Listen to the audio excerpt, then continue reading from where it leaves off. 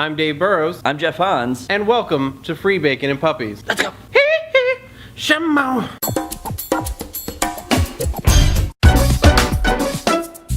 Let's start off in the cocaine capital of the world, Colombia, where even the nuns can't resist the Bogota bullion. Well, sort of. Police asked 3 young nuns to step aside as they arrived on an island in the Caribbean. Captain Oscar Davila was suspicious of the 3 sisters as they appeared nervous and not of the proper attire. Rightfully so, as the trio had 2 kilos of booger sugar strapped to their legs. When confronted, women broke into tears, telling sob stories of financial hardship. Well, they won't have to worry about money for a while, as the 3 were sent directly to jail for drug trafficking.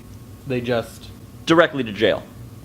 Okay then. Not to be outdone, a nun, along with 2 others, broke into a nuclear weapons facility in Tennessee. The 83-year-old, that's right, I said 83. 83? 83! That's old. I know. Like, really old. Moving on, she was convicted of interfering with national security after a high-level B&E and defacing a uranium processing plant. The plant was originally a site for the Manhattan Project and continues to make uranium parts for warheads, as well as being a storehouse for bomb-grade uranium. I wonder how Whoopi Goldberg would have handled this in a Sister Act sequel. Too bad Lauryn Hill is in jail for tax evasion. I'd pay to see Sister Act, a threat to national security.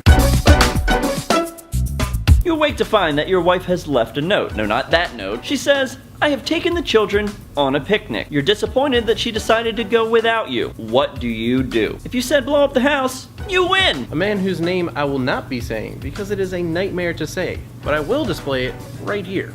Found the note and called his wife to warn her of his retaliation. She thought these to be empty threats and dismissed them as such. This guy was no pushover though, because in his blind, picnicless rage, he decided to set a fire in the basement and then throw 2 containers of gasoline on the property. The ensuing blast collapsed half of the house and caused critical injuries to the human version of Yogi Bear. Hey, all I'm saying is it's a different culture in Poland. They don't have much. To not invite someone to a picnic in Poland is like stealing a car in the US. Speaking of stealing cars, well, not cars, but logging equipment, another rage warrior decided to go on a joyride, destroying 2 homes with a bulldozer in Port Angeles, Washington. Barry Swegle was arrested for malicious mischief and was described as highly agitated. No shit! There was an ongoing feud in the neighborhood as Swegle was known to dig random holes with a bulldozer late at night. Things seem to escalate quickly when your neighbor owns a bulldozer. Suddenly, putting a bag of flaming dog poo on his front porch seems ill-advised.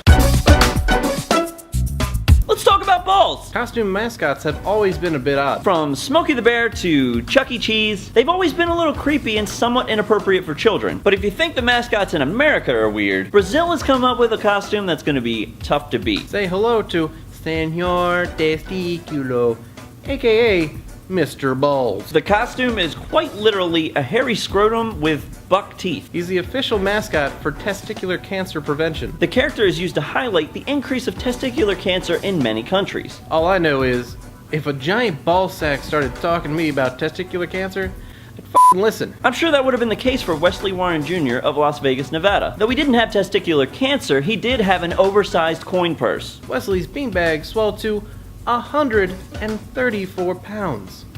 Look at the balls on this guy. Literally. Look at his balls. After awaking from a nightmare, Wesley accidentally slammed down on his right testicle. The injury prompted an ER visit when the testicle swelled to the size of a soccer ball the next day. Warren, who was on disability at the time due to his large sack, could not afford the surgery to remove his massive cojones. That is, until appearing on the Howard Stern Show, where listeners donated money to send him to California, where on April 8th, the bulge was removed. 5 years. He walked around with his giant balls wrapped in a hoodie for 5 years. All I can say is AC/DC would be proud. This week we gave you 2 stories on each topic. Let us know which one you thought was the better story in the comment section below. Make sure to share the video if you love criminal nuns. Be sure to like the video. And make sure to subscribe to stay up to date on all your giant balls stories. Thanks for watching this week's episode of Free Bap News, and we'll see you next week.